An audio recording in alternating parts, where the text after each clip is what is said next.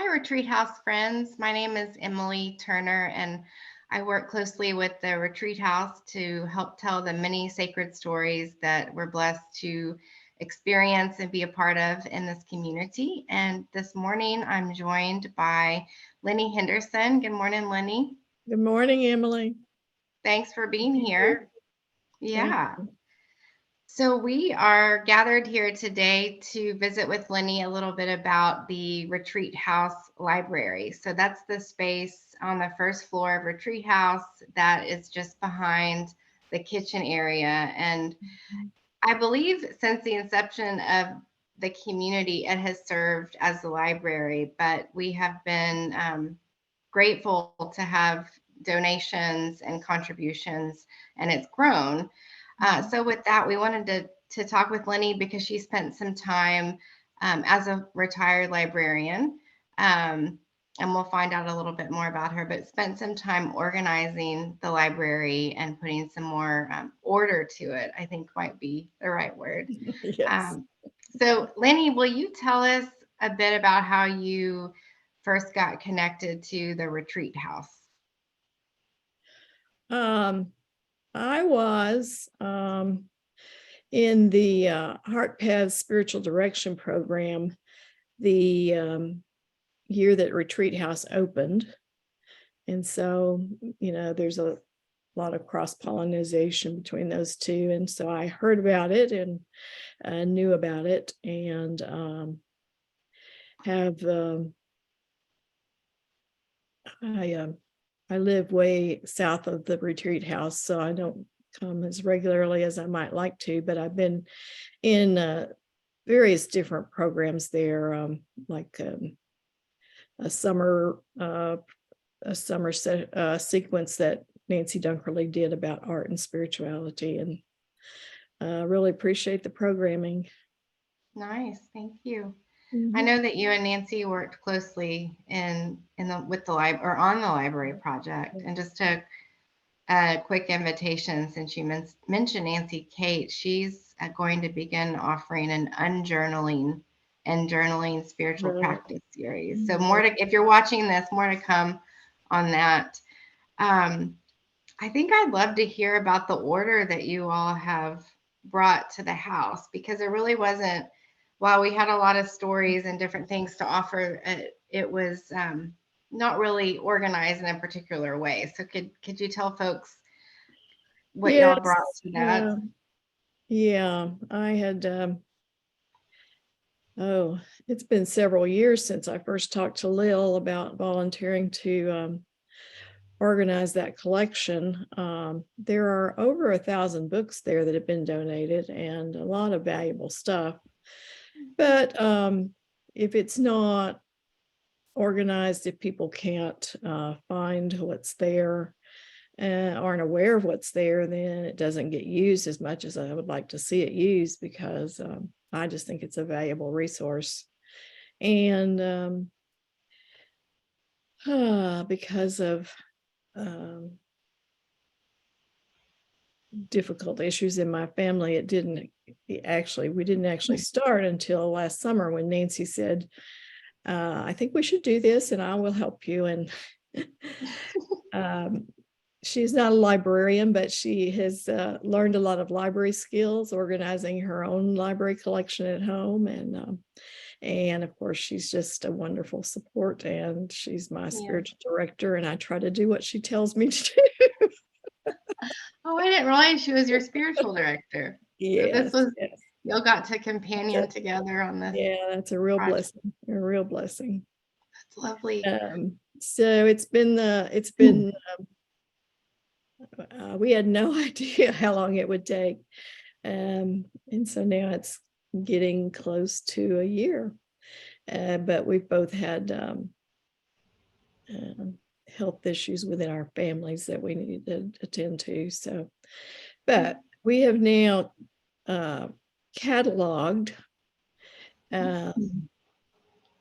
all 90 98% of the books. We have over 1,000 books in our catalog, which is on a an not an app, but a website called Library Thing, a very valuable tool that makes it easy to input, and you can search there. We'll be sending out some detailed information probably in May about how to search that catalog, and also about how we're going to handle things like we are going to allow members of the community to take out books, and how we're going to handle that. And we still have some audiovisual materials that aren't, those still need to be cataloged. We'll be getting to that in May. DVDs and CDs of some really good stuff, Enneagram stuff, spirituality sources.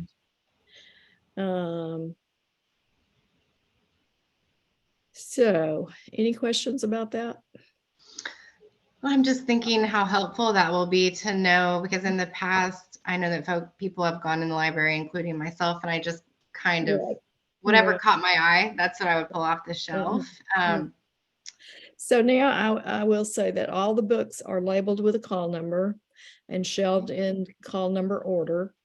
We use the Dewey Decimal System, which is the system that most public libraries use. It's a little simpler, a little faster to do than LC cataloging, which is what academic libraries use.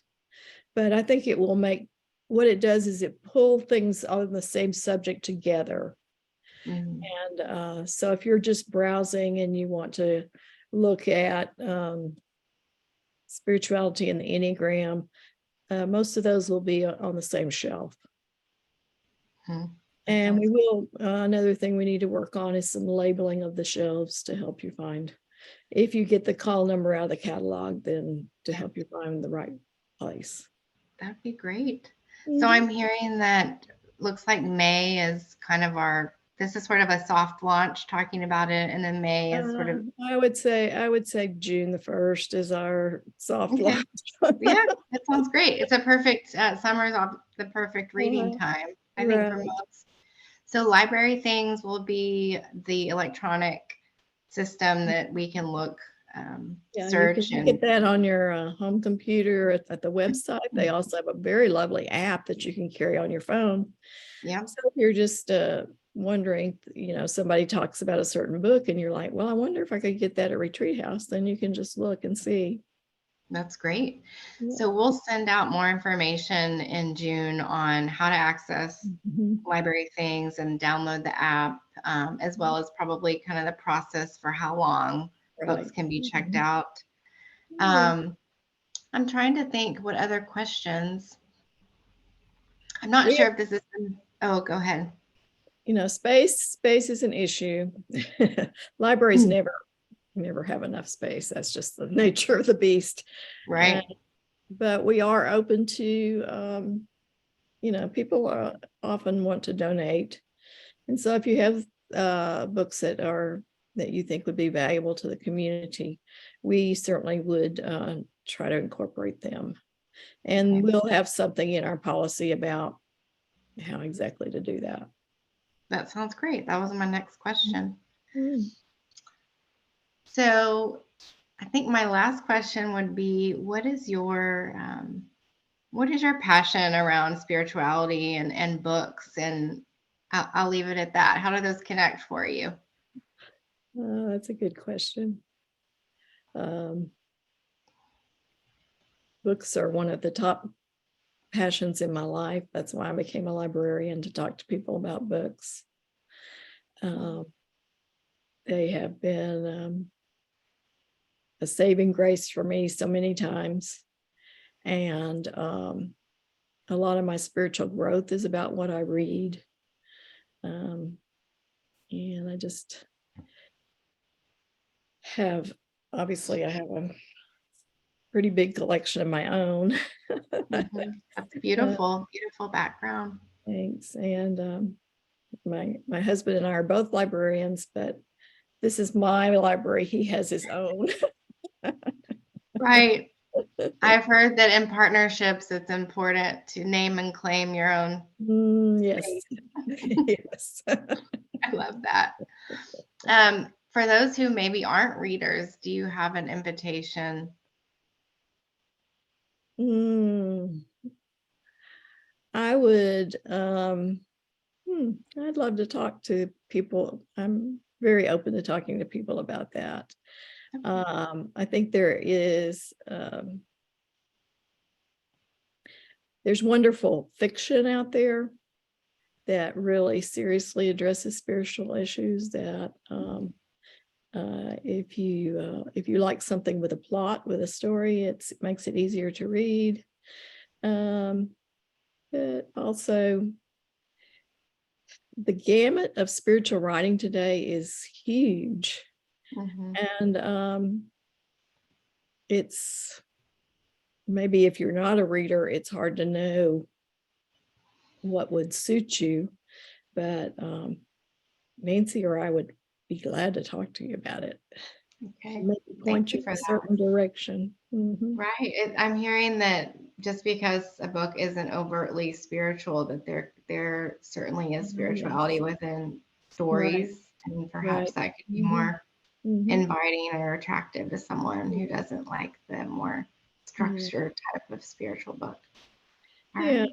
I haven't gotten around to it yet, but I have quite a few novels that I'm going to donate that I think would appeal to certain readers. Thank you.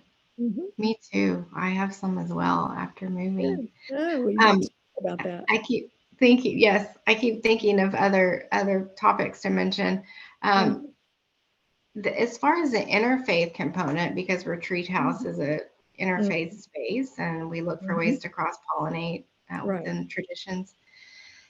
We do. I had heard through the grapevine that we're starting to kind of grow more of the interfaith, um, Yeah, that part of the collection. right. Yeah.